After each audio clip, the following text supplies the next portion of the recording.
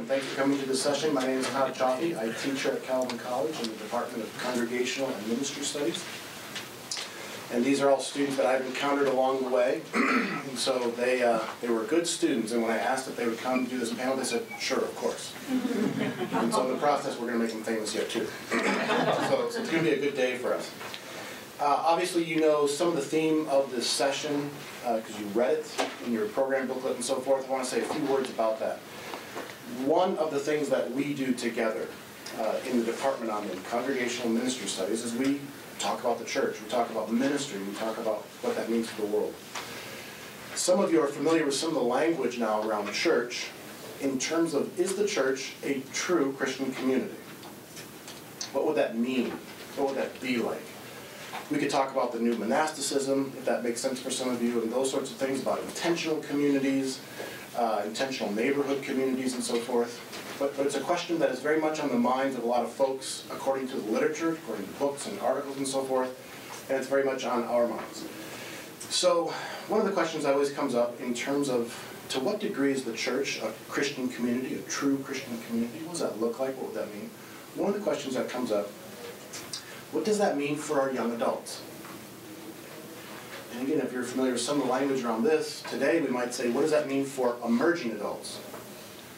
People between the ages of 18 and 29 who, according to some very reliable data and research from social scientists, suggest that these are people who will be quite transient. They will be in and out of school, whether it's undergraduate degrees or master's degrees. They will do some travel. They will make some already major career changes by the time they're in their mid or late 20s. Well, where does the church fit into that?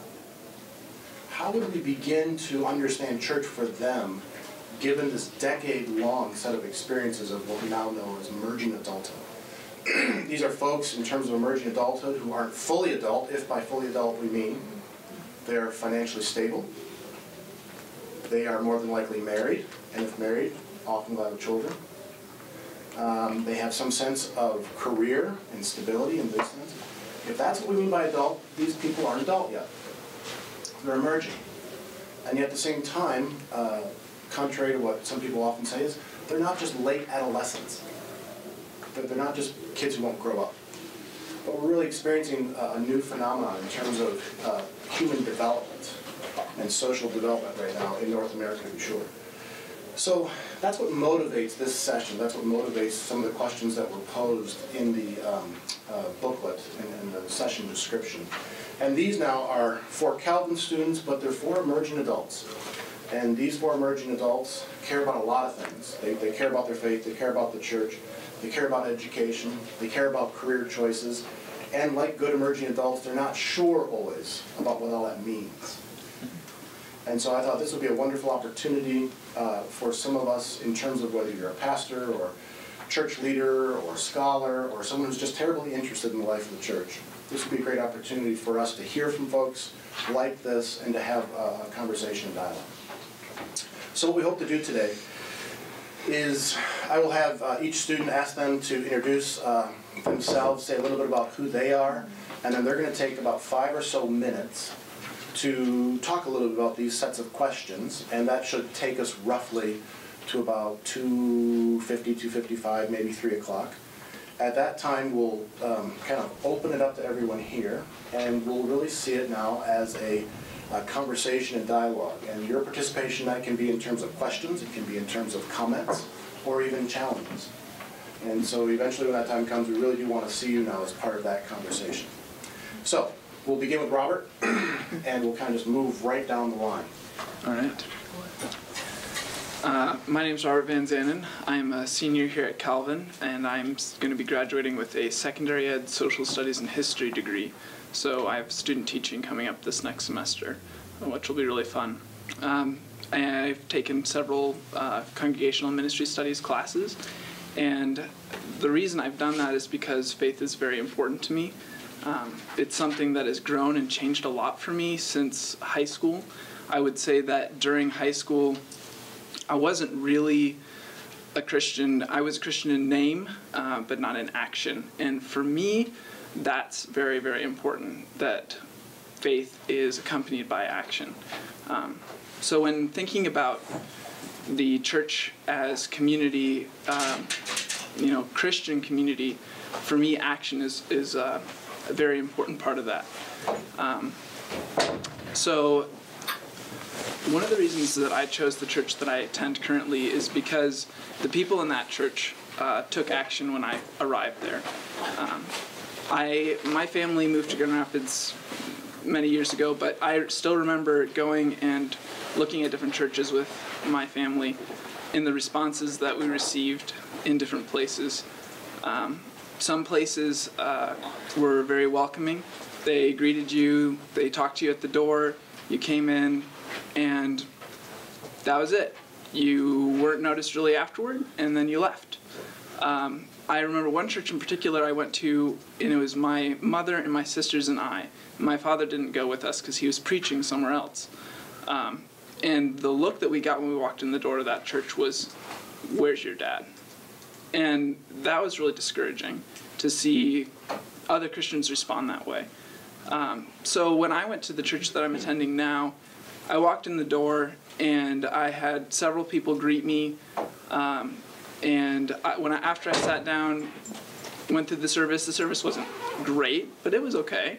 I got up and when I walked out the back doors, I had several people stop me and ask me how I was doing and talk to me and, make me feel included. I wasn't just a random college student walking through the door. I was someone that was worthwhile.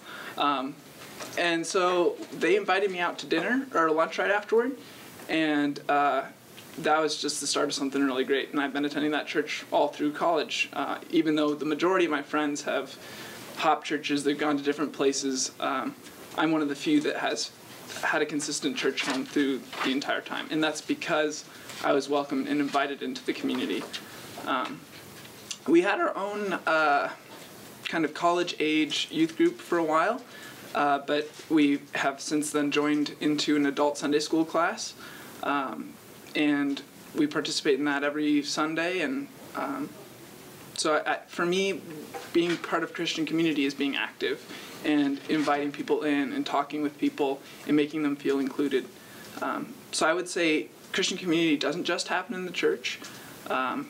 My fiance and I, two of our really good friends, they're a married couple that just got married this summer, but I really experienced Christian community with them.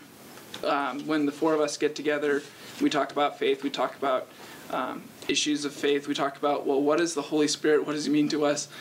We talk about life in general, what it looks to be moving forward, where we're going next. But it's really, it's faith-centric. Like, they're Christians, we're Christians, everything we say, we're trying to communicate in the light of our beliefs.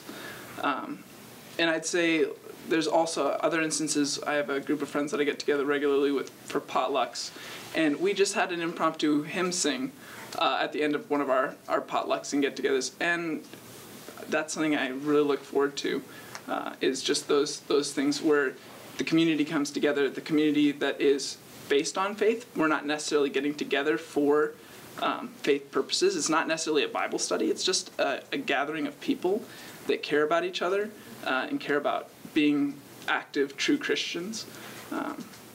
So yeah, again, it's active. It's alive. So yeah, I think that for me, Christian community, whether it happens in the church, with worship, without worship, the most important thing is that it's an active community. Whether I'm doing something, or the group is doing something, or you're inviting people in, it's not just going to church on Sunday and going in, hearing the service and leaving. That's not Christian community for me. Talking and in conversation is. Okay. I'm Joella Renovason. I am a senior at Calvin, and my programs have actually changed a lot. Now I'm graduating with an interdisciplinary degree, and the disciplines are international relations, religion, and writing. And I have a church and society minor with the congregational ministry studies, and that came about sort of funnily because I found that I had taken all of the courses for the minor except for like 3. So I was like, hey, what the heck, let's just go with it. So yeah, now I'm a CMS minor, and I've really enjoyed that. bit about my background. I grew up in the Lutheran Church. I was born in Madagascar, so I'm Malagasy, and my parents are missionaries. So I grew up in Papua New Guinea and the U.S. and Kenya, and all throughout it was always Lutheran churches. My father and my father's family, he's the 5th generation Lutheran, so us kids are 6th generation. So I came in with a very, strong tradition that I was identifying with, and I had no idea of the CRC or anything like that until I literally set foot on campus, and then in orientation we got like Dutch community, CRC, everything. That was very eye-opening for me. Excuse me. I was one of those, like, coming in freshman year super stoked to, like, branch out on my own and find a church community. I was very excited to find a church and find a church home. And my first year in the dorms, there's something called the Barnabas, where, like, the spiritual leaders of each floor, they did something in my dorm called the Jesus Bus. So every Sunday, the first semester, they would take students to different churches in the area, so you could, find one that would suit you. But I went to all of them. I wasn't understanding that you're supposed to, stay at one.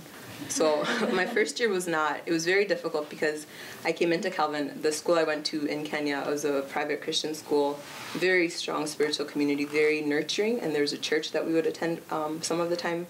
So I came into Calvin expecting I will be nourished intellectually, academically, but also spiritually. And by my first year, I realized I wasn't nourished spiritually, just depending on Calvin. Not to say anything against any of the spiritual programs here, but I think my expectation was not right. It wasn't accurate.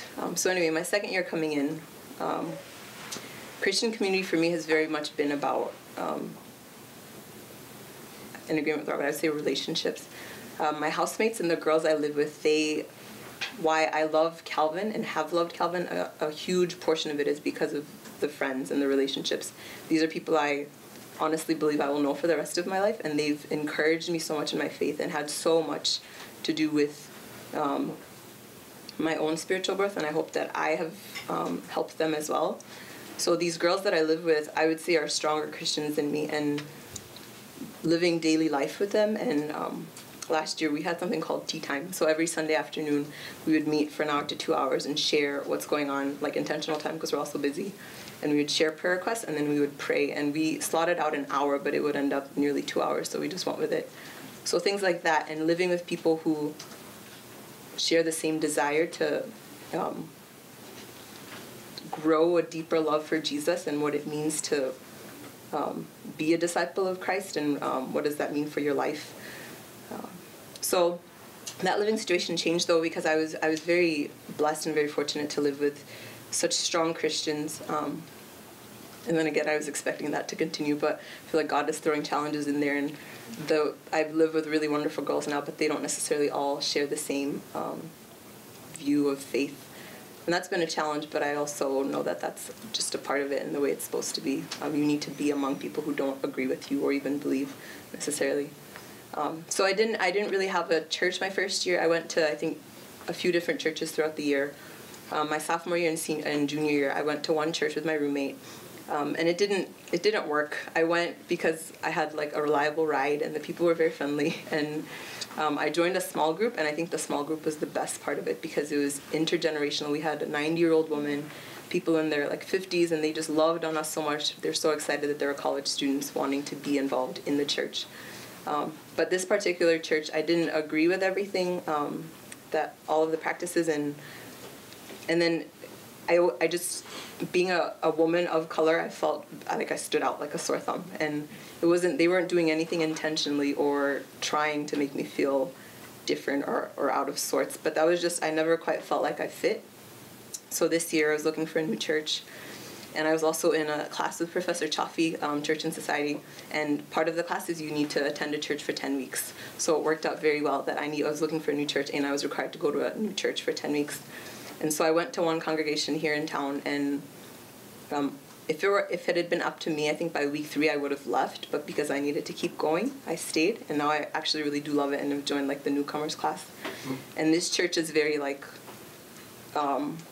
it's just open, and they are multicultural and intentionally multicultural, and they discuss hard things, and I feel like there's just not this posture of like, you don't come on Sunday to be your best. You come with all of your issues and problems, and you will get prayed over, and you will be loved by the people, by the pastor, who's very honest about his own shortcomings. So that's where I'm at now. I don't have it sorted out, right, because I'm just a senior in college.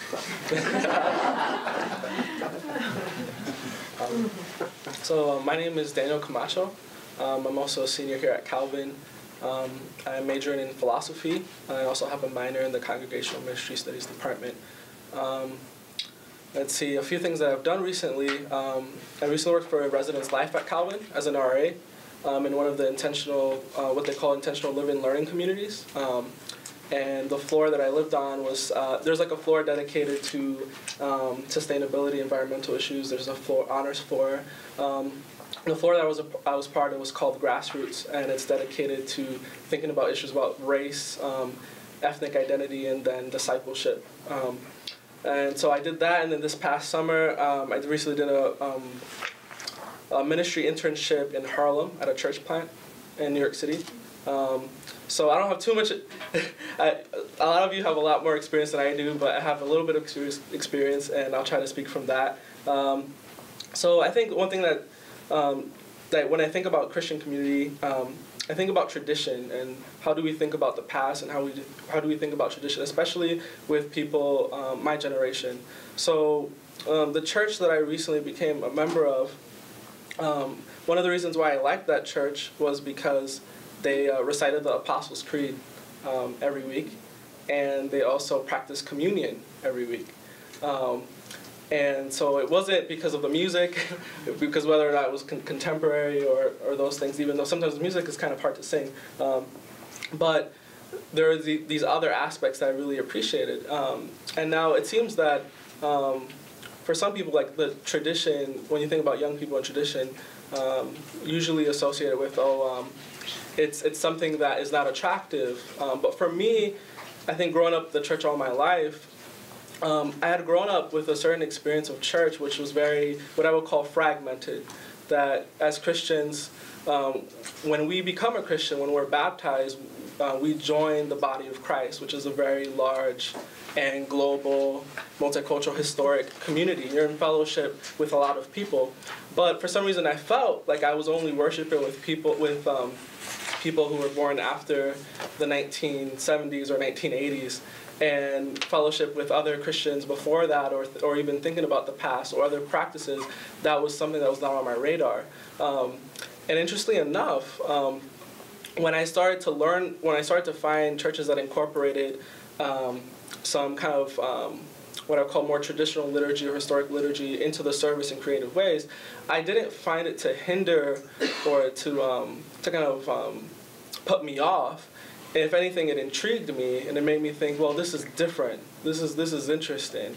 And a lot of people can associate the tradition or the past with simply oppression or tyranny or something that's just holding you back. And what we need to do is constantly update ourselves and kind of find the new best thing. But I wouldn't have found out that some of the best Christian theologians were originally African if I hadn't taken a church history class or some of the classes I've taken here, or if I would have read some of their prayers. And so, yes, with the incorporating like historic practices from the church, like I'm not saying it's all good. I mean, there could be some things that are problematic, but for me, it actually attracted me. It was refreshing. And so I think that when we talk about Christian community, sometimes we're asking questions about, well, what is the next big thing that's out there, and how can we jump on that so that we can get a corner on the youth? But this is what I have to say. If you look at YouTube, look at what happened to Twitter over the past 2 years, and look at what happened to YouTube over the past 5 years. You're not going to catch up. It's already beyond you. In next year or in a couple of years, who knows? Apple might put 4 iPhones out each year, and then as soon as you try to kind of find the next big thing or the next model or next programming, it's going to be gone for people like us, because it's like that fast for us how things are changing. And so I wouldn't say, oh, don't try to think about contemporary issues, or don't try to think about new things. But it's maybe we have to think about it at a slower, more sustainable, in a more sustainable way, and one that I think kind of has more continuity with the past, because I think that's what it means to be in fellowship as Christians. It means to not just be worshiping with people who made music after the 1980s, but it means to be in fellowship with a global, historic body. So that's one thing. Another thing that I think about on the topic of Christian community is the issue of, let's see, how should I describe it? The people who have been hurt, or people who are hurt by the institutional church. And you start to ask questions about denominations or congregations, and is Christian community, does it mean to go to a church service on Sunday and sing hymns and hear a sermon? Does it mean to go out and fight for issues of social justice, or to do outreach? And one person that I really like on this is Abraham Kuyper. I think his distinction is very helpful. So Abraham Kuyper is a Dutch theologian, and he had this distinction between the church as institute and the church as organism. And what that distinction would explain was when you think of the church of institute, it's basically the institutional church, and so you think of the church service and communion and things like that. Church as organism is what you think of, is what you would associate with Christians who go out and do kind of get involved in issues of social justice and activism and everything. Now, I found that distinction to be helpful because it made me think about how those things kind of belong together, and how one falters when you kind of take it away from the other. So, for example, if you say, okay, what Christian community really is about is to go out there and to do stuff and not just sit in a pew, my question becomes, well, how long will you be doing stuff out there until you realize that the worship or the hearing the word or taking communion or passing the peace, how long will it take you to realize that those things need to inform the way that you go out and do things, so that the worship doesn't become kind of a liability where it's like, oh, what are we doing here? We're not really doing anything. And I think that's really bad, actually, for you to say that. Something is taking place because Christ has died. Christ has risen again. And when the word is preached and when you take communion, stuff is happening. You can't say nothing's really being done. It's just a matter of how can we participate in that, how can we join that. Somebody else that I really like when thinking about Christian community is Bonhoeffer, who I think does in this book, Life Together, I think one of the best books on Christian community, a profound book, also psychologically. He does a really good job of addressing the issue of the messiness of Christian community. So as an RA, I worked in the intentional community, and it was not a glamorous job. I felt like it was almost a pastorate of sorts, in which I had to deal with students and their needs. It was good, but then sometimes I felt like I was complaining to God. I was like, oh my gosh, is this how it's going to be like if I have a congregation one day? People just bothering me all the time. I was like, oh my gosh, why am I saying this? Oh no, I'm not approaching. So there's a lot of messiness in it. And for some people, I think, Bonhoeffer puts it best, that God hates visionary dreamers. And he says that because he says, if you love the idea of Christian community more than the actual Christian community, you really can't function properly in community, because the community is not something that's perfect, that's pristine, that we establish. It's a gift that Christ establishes, and it's something that's beyond us. So it's not going to look pretty. So when I think about the institutional church and community, a lot of people can kind of, I think it's easy to get on the bandwagon that says, the church is this big, bad, nasty institution, and we need to get away from that. But I like what Augustine says: the church is a whore, but she's still my mother. And if you read scripture, like, that is the story of who God elects, is that we're unfaithful, but he remains faithful. And so I love what Bonhoeffer says, is that it's messy, it's not going to look good, but the reason why we continue, the reason why we believe in Christian community is not because of what we do ourselves, but it's because of Christ and his promise. And so I'll just read one line that I really like. I'll end with this. So one big issue that I think faces Christian community is the cult of the personality. And in America, we could call it the cult of the celebrity. And how can we in Christian community avoid becoming that? Because it's a big temptation. So Bonhoeffer has a chapter where he talks really profoundly about power dynamics in Christian communities and how that works. And he talks about Christian love. And so I'll just read this because it's almost like poetry. Human love lives by uncontrolled and uncontrollable dark desires. Spiritual love lives in the clear light of service ordered by the truth. Human love produces human subjection, dependence, constraint. Spiritual love creates freedom of the brethren under the word. Human love breeds hot house flowers. Spiritual love creates the fruits that grow healthily in accord with God's goodwill in the rain and storm and sunshine of God's outdoors. So how can we, when we're in Christian community, how can we let go and realize and not forge Christian community through control and coercion? So those are a few things that I thought about that topic of community. My name is Matt Mulder. I'm a senior here at Calvin, psychology major, business minor, and we'll be heading to Western Seminary next fall, a place I never thought I would end up, vocation I never thought I would end up in. When I was walking into the room, a good friend and mentor of mine stopped me and said that something that characterizes my generation, I suppose, is we tell people what they want to hear. And we're really, really good at that. And as I think back on my life, really up until probably the last year and a half, that characterized me to a T. I grew up in Holland, Michigan. I was your, I suppose, stereotypical middle to upper class white Christian schoolboy. Spent my days playing basketball. That was what I worshipped. Sports were everything in high school.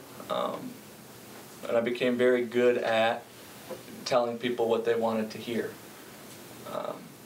I was on chapel committees. I would speak in chapel. I played drums. I was on different committees. You know, I was really good at talking the talk, but like I said, honestly, I worshipped sports, and that was about it. So then when I came to Calvin, I was again your stereotypical young adult, emerging adult. I kind of bagged church, and again told my parents otherwise. My mom's actually sitting in the room, but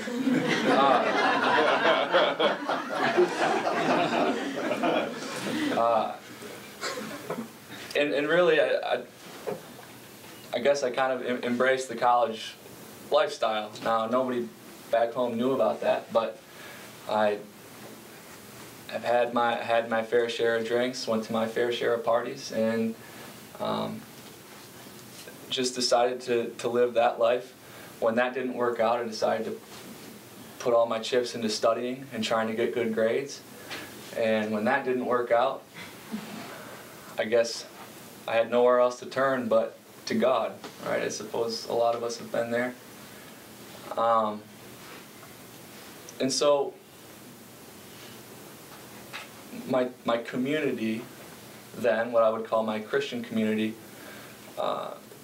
consisted of individuals. And I have a few words that I've been meditating on to what characterized those individuals, and then now to what characterizes my church. Those individuals were people I could trust. They were people who I could be authentic and honest with, people I didn't have to tell them what they wanted to hear. They were people who encouraged me and challenged me. It's a funny thing. There's all this hype about how we encourage our children too much, right? Like everyone gets a trophy, everyone gets an award. We're setting them up not to handle failure well. Well, once you get to college, all the encouragement goes away. And so you've been raised on this encouragement, but then all of a sudden you're kind of on your own to figure it out for yourself, and there's no one left to encourage you. So there were individuals in my life who would encourage me. I would say I was struggling with this, and they would say, I struggle with that too. In high school,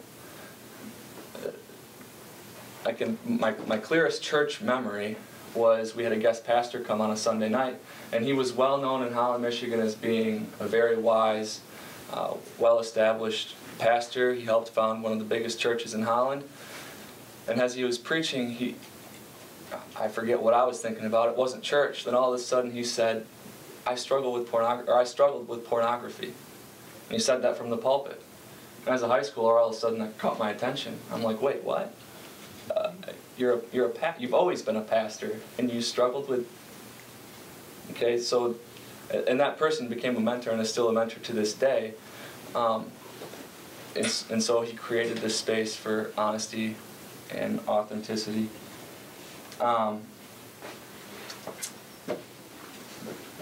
What really ended up changing it for me in college, and I suppose getting me back on the right path, was I ended up last spring making some,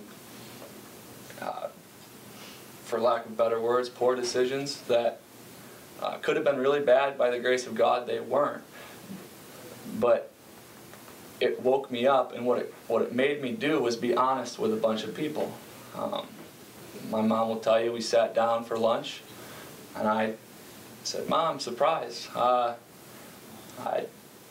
didn't have my first drink when I was 21. You know, it was my freshman year of college. I have struggled with pornography in the past. I've done this, I've done that. And when I was honest, that created space then for me to embrace a community, for me to become a part of a community, a Christian community where brokenness is okay.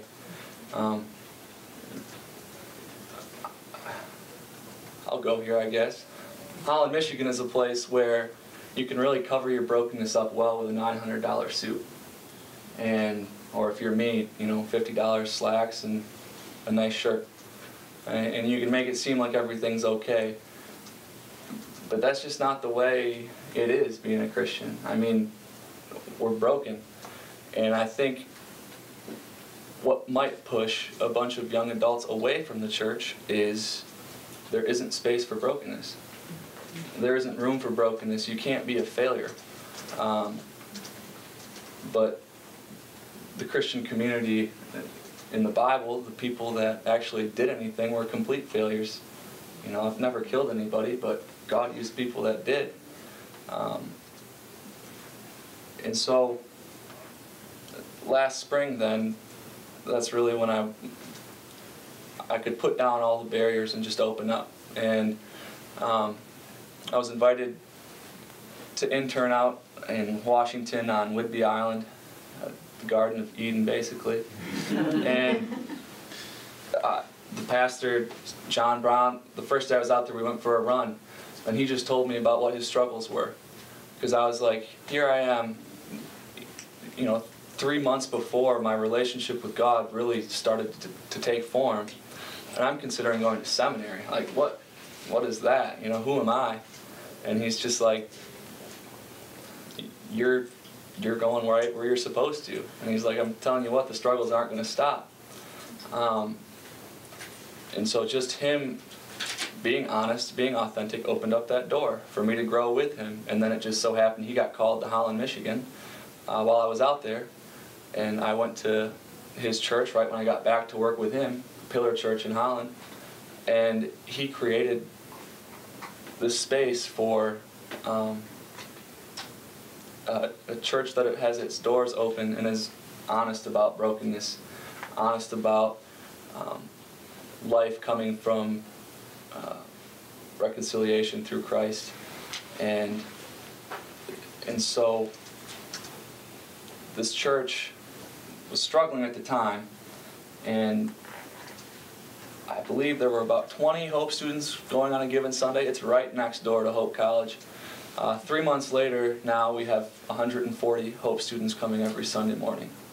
And I truly believe that young adults can get down with a community that's honest about brokenness, finds hope in reconciliation, hears the Word of God preached. I think we tend to get so hung up on programs and trying to draw people in with this and that and all that crap. I'm sorry. I think it's the Word of God. I think it's being honest, being open, walking with people.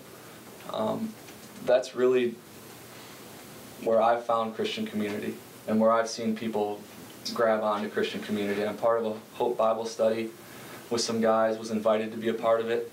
And you go around the circle and it's just like every one of these young adults in this Bible study struggling with lies that Satan's put in their head.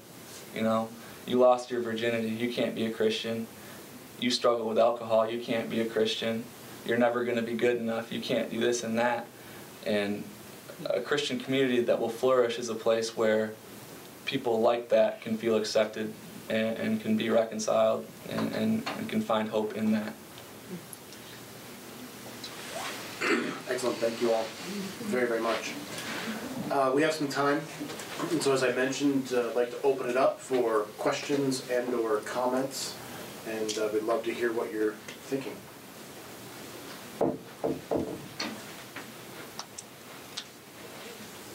Please. I serve in a rural church, so we're kind of a sender church for college-age people. What things do you really appreciate, or have you seen that you appreciated from where you grew up in terms of things that they did to try and stay in touch with you, if they did, and to try and be a blessing to you along the way while you are gone for an extended period of time?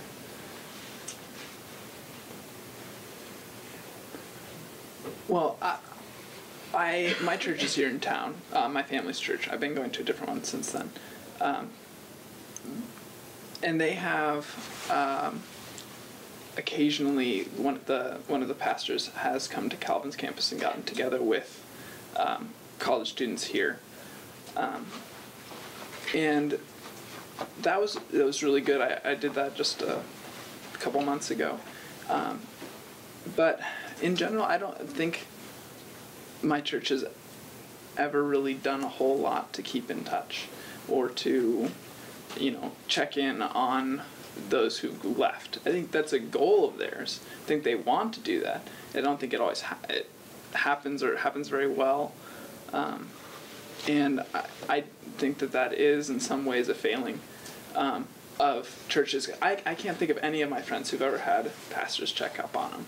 Or no one's ever said, my home church is looking in on me, or, care packages, some people get them freshman year, but then that's it. You're on your own. So.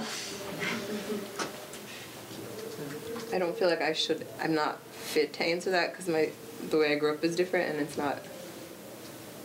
it wasn't like we were returning that, like, my church would keep sending stuff, so. But I can say, like, the churches, since I started college, my father went back to seminary, and the congregations they've been a part of, there are some members. There's this one elderly couple. I think I met them like 4 times 3 years ago, and she still writes me a letter on my birthday and Christmas, and I'm like, I don't know why you love us so much. Like, you don't even know us. But even that, and seeing how my family has responded to that, so I can see how awesome that is. But again, when you leave a country with no thought of like that you're gonna go back, it's a little different.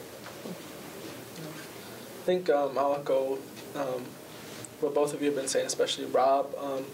So I'm originally from New York, and I went away for college when I came to Calvin. So I went to a really small church on Long Island, and I would say the pastor did a really good job of staying in touch with me. We still email and we get together sometimes. But the church as a whole, I felt like not so much. And that there's other. It was a really small church, so not that many people. But for the couple of others who have gone off to college, I don't think any kind of organized efforts were made to keep in touch. It's just more a matter of like individual people in the congregation just reaching out to you. And in my case, it was really the pastor who did a really good job of staying in touch with me and emailing me, asking me what classes I'm taking and things like that. And I think that the focus on the individual relationship with someone specific is most important. I think there might be a tendency, perhaps, for churches to kind of want to hold on to their students that they send out. I think I understand why, but I think it's important that individuals explore, ask questions, try different places, because ultimately, I mean, I assume a lot of your hearts are where mine is. It's not about the numbers in your church, really. It's about making sure the young adults you send out continue to grow in Christ, in faith, wherever that is. I know all the people at Pillar Church who I'm close to would all say that they love being able to go to a different church than where they grew up because they can make it their own. They can fit into the community there. They aren't, in my case, John and Vicky's son at this church. They aren't their mom and dad's daughter at this church. They just are a human being, a brother and sister with the other people there. So ultimately, I would say when talking to the individuals who you're sending out from your church, talk to them about who they are as an individual, not necessarily who they are with their identity, whether it be from First Reformed Church or Second Christian Reformed Church. You know, you're dealing with Matt Mulder or Dan or Joella, and where are you at in your faith? And where are you at in the church community as a whole, not a specific building on a certain corner? I saw somebody else. Yeah, please. I'm part of a group that is formed from a lot of people who have been disillusioned by the church and were hurt by the church. And we all live relatively in the same community, but we all go to different churches. And we almost look at our churches as our mission field, which is kind of a strange way to look at church, I guess. We're very, we have a newly married couple that actually we threw their wedding for them. So we have from all ages, and we have brand new Christians as well, and the group has grown. There is somewhat of a house church movement happening. We have some other friends that have gone to conferences on what this, so it's a movement that's happening. And do you have any of you encountered that or been part, because we, I think, consider that our church rather than our churches. So I don't know if this makes sense or if this touches on something that you've been experiencing. And the Bonhoeffer book sits on my desk.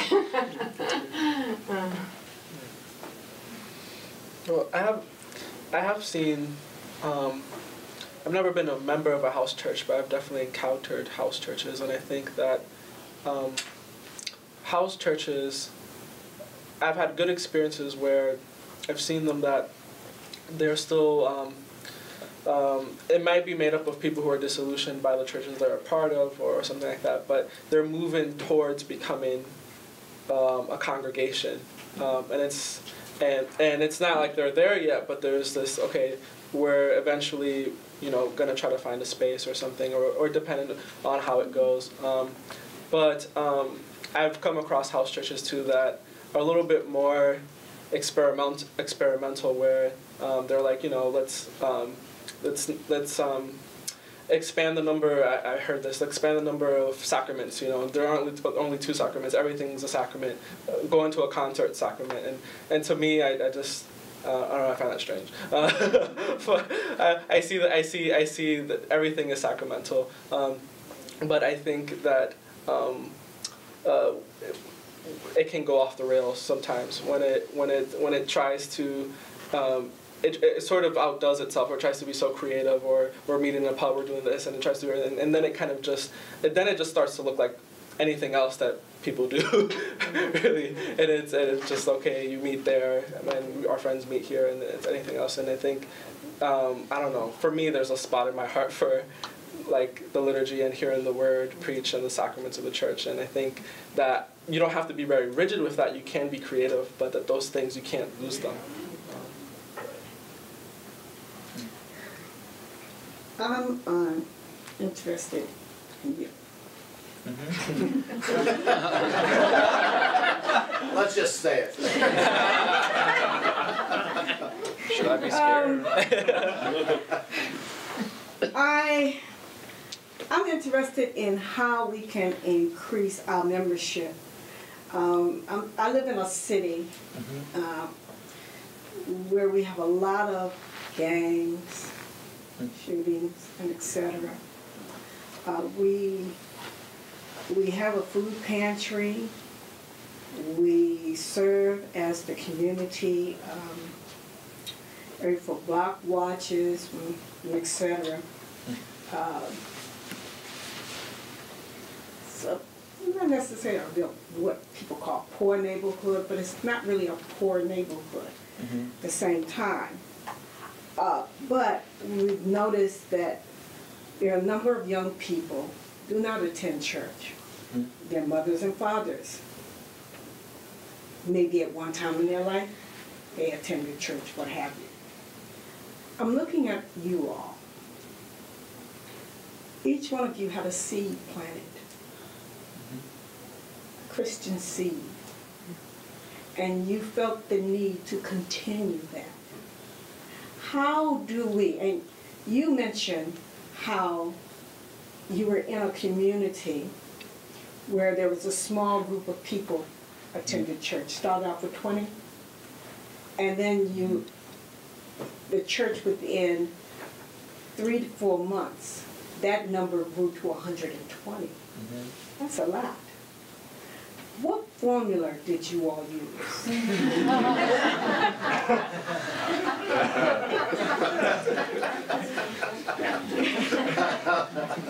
Very complicated one.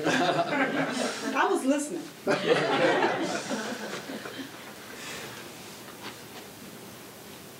So, maybe a quick history of Pillar Church in Holland, Michigan was the first church built in Holland, Michigan. And at one point membership was around 1,000 or something like that. It's where the CRC and the RCA split, broke apart in the city of Holland. And for the last 50 years they've been experiencing decline. And within the last couple years, there were talks of, do we make this place a museum for the city of Holland, literally, or do we try something new? And they went with, let's try something new. And so last spring, a group of people essentially decided that they were going to bring in a new pastor. They got a huge financial donation to make some things happen because somebody in the community said, I do not want to see this church die, and so I'll give you X amount of money to make something happen. And along with that, they decided to become one of the first dually affiliated churches of the CRC and the RCA that came back together, and they decided to embrace the ministry of reconciliation. And they called in this pastor, John Brown, who is the son of Tim Brown, who's the president of Western Theological Seminary.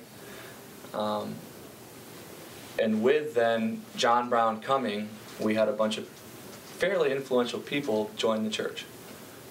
So Tim Brown, president of Western Seminary, became a member. Trigvi Johnson, the dean of the chapel at Hope College, became a member. A few different people, President Boltman, the president of Hope College, became a member. Kurt Dykstra, the mayor of Holland, became a member. And so you have all these resources coming in, financial, intellectual, influential, however you want to describe it. And so part of the reason then that you talk about a formula, well, it really helps when the pastor's best friend is the dean of the chapel, and in chapel he can say, check out Pillar Church. That makes a difference. That being said, when something new is happening and it's based on reconciliation, people can get down with that. People are interested in that. And and I think that has a lot to do with it. Like I said, I mean, the church membership went from, or attendance went from 70 to 80 to 450, mostly because of excellent preaching of the word, and a safe place to come worship where reconciliation really is the theme. I don't know. Maybe that doesn't help you much. I don't know your circumstance specifically, but that's what's happened at Pillar. You know, it's interesting along those lines. So I know of this church and so forth. So there's a lot of, if I can put it this way, power people went to the church, and you're saying that they clearly is part of the formula in this case. It strikes me that it'll be interesting to see where the church is in 5 or 10 years. So in other words, it could become a sort of church again that folks will look at and say, it's an establishment church now. So this is where important people come. So I guess if you want to see yourself in that light, you should probably go. But it does strike me that what these important people are, why they're going there is because of that reconciliation. So if you know the history of that church, what they did there in terms of the opening dedication service, to say, hey, this is a church now that isn't Christian Reformed denomination, it's not Reformed Church in America denomination. This is really a church of reconciliation now. They used as their baptismal font and Lord's Supper area, they took axe handles and formed a baptismal font out of some axe handles and whatnot. Well, that represents, as the story goes, when the split occurred, there was literally perhaps some physical violence between people trying to fight over the church itself, the building, and that people were using axe handles to keep some out and keep some in, all that kind of stuff. I think people are very attracted to them to say, wow, here are two denominations, and denominations can easily fall into institutional power issues, and here are two denominations, here are some sets of people that really want to reconcile, that they really want to do something new. And what they're most interested in is not denominational territory as much as now what would it mean to really build community. Matt, I think you used the word authentic. If you look at the literature with young adults today, if you ask them, why don't you go to church, or why are you suspicious, or why don't you have any interest in institutional religion, it's almost always they say things like, because it's not very authentic. Now, I don't think you need to be 22 years old to say that. I think most people, when they have an inauthentic experience, they know it, and they would prefer not to have that. So I think in different ways, when churches have more of an authenticity, however we want to describe that, there is something attractive there. I don't know if you can manufacture it, but we know when we see it. And I think as Christians, we know some of the resources that will probably lead in that direction. It's interesting that as these young adults, I hope you caught, no one here said what is a deal breaker is the music. People are still rehearsing that. Oh, we want young adults, we better get a contemporary band in here. They play organ at your place, don't they? They play a variety of instruments, but the music is not the reason I am there. It's not all that great, actually. That's actually been one of my struggles, is the music has not been what I want it to be, but the people are what I want it to be and what I need there to be, and that's why I'm there. And so it does strike me as that we're probably beyond programming in the 21st century, or at least maybe we should be. And we're probably beyond certain denominational issues, which we hope we are. And so again, what I always am amazed at with these folks, this generation right now, is they kind of like old-fashioned religion. You heard good preaching, authentic Lord's Supper experience, real community, people who really care. That sounds like very basic Christianity. Please. Yeah, I'm the mother of young people in that age group, 18 to 29. My daughter's 26, she lives in Boston, and my son is 22, and he's a student at Michigan State. And both of them have chosen when they do choose, and they're doing that, what am I going to do with my faith life thing. to attend very traditional, what you would call traditional. I happen to believe all worship is traditional and all worship is contemporary, because it's all based in tradition and it's all expressed in contemporary life. But they are not going to what we think of as the mega church with a band and a coffee shop and all of that stuff. They are going to Old South Church on Boston Common and sitting in a boxed-in pew on Sunday morning, because what my daughter anyway, finds there is community who care about her, who welcome her there, who have invited her to use her gifts. She's a wonderful handbell ringer, and this is my non-joiner kid who would never join a thing, who has joined the handbell choir. You know, because she found some sort of personal connection among the people in that place. And my son too, in an Episcopal church. High church. When you have all grown up at least with some sort of church background, right? How would you say that people that come to faith when they're in college, when they have they didn't grow up in the church, do you think they have the same kind of outlook as you do as you talk to people your age who have become Christians when they're adults and don't have any church background? So the music they walk into is totally foreign to them. They don't have a background of the typical Bible stories we have, you know, but they've found faith in Christ through, say, Campus Crusade or one of those, you know. Yeah, I think it is different for those people, and something that's coming up, a common theme I think that's coming up right now is this idea of a personal connection, and that for those people they have to be it is going to be different, but they have to see in the pastor in the congregation something they can identify with, like, oh, you watch this movie too, like you're humans, like you do this and you do that, and so they're like, oh, they go to the theater or they go here, okay. And I think I've seen that in New York City a lot. It's interesting place because there's a lot of unchurched people there and people who haven't grown up in the church. And to tie this in with the other question about like the context in the neighborhood, like when I did my internship in Harlem, like I moved into a housing project with a lady who's connected to the church. Mm-hmm. Now I grew up in the hood, but I grew up in the hood in Long Island, and if you know anything about the hood, it's like there's different kind of hoods. And you're like, even though like you grow up in the hood, it's like you're afraid of other hoods because you're like, that's not my hood. Like I don't know how to get around, right? So, but something that I learned was that a lot of people respected the pastor, Johnny Acevedo, who's actually here. So if you want to find him, track him down, talk to him. But I've talked to people in the church who were unchurched, and they came to the church plant because they said, Pastor Johnny, he walks around the streets and we see him all the time.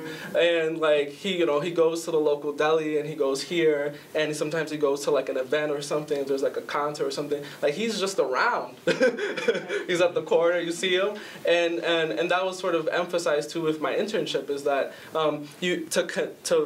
there's no formula, I think, for getting the people, but one thing is that in certain contexts you have to not come across as if you're completely like in another world, like you're with them, like you're living the same life, and you're not also in the context of like certain neighborhoods, you're not afraid in the sense of like rejecting them or thinking they're completely other. Like you're there doing the same things, you're at the store, you're doing these things, and they see you out, so like you don't just drive away and disappear.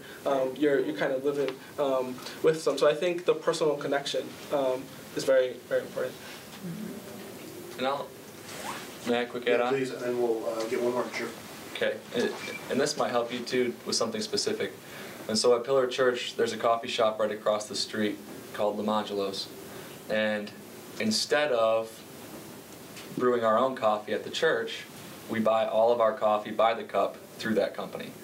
And so any student who's going to Pillar can walk in and say, I'm with Pillar. Well, there's your free coffee from Lamangelo's.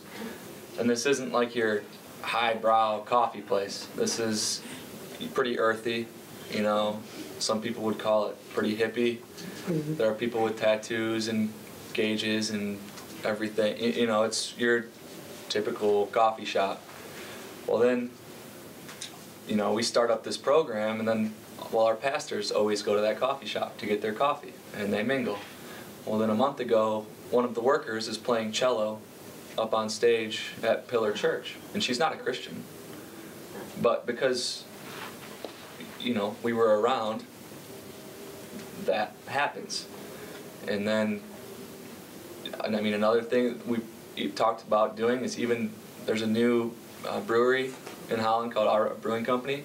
As a staff, we're going to brew a beer together. And we're going to call it Pillar's Beer. And they're going to sell it. Only reform people can do that. You gotta be an entrepreneur. You're right. But it's that kind of stuff that you connect with. And not everyone's going to agree with it. I get it. But it's what it is. Do you want to ask a quick question? Or yeah, sure. Matt, you mentioned leaving space, and also that your generation is really good at telling people what they want to hear.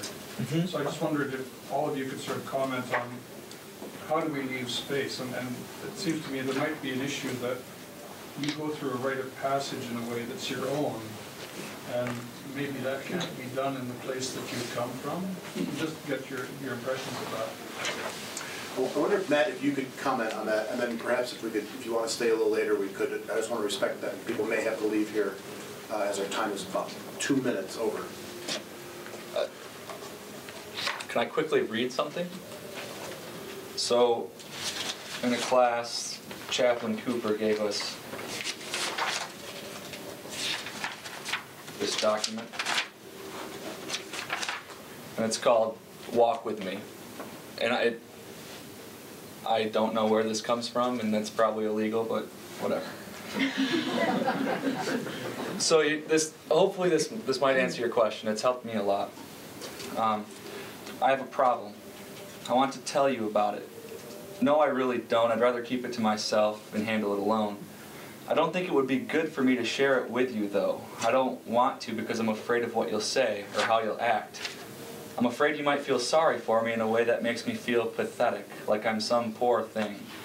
I'm afraid you'll try to cheer me up, that you will give me words or texts or prayers that tell me in a subtle way to stop feeling bad. If you do that, I'll feel worse, but hide it behind my obedient, cheerful smile. I'll feel you don't understand. I'll feel you making light of my problem, as if it can be brushed away with some brief words of cheer.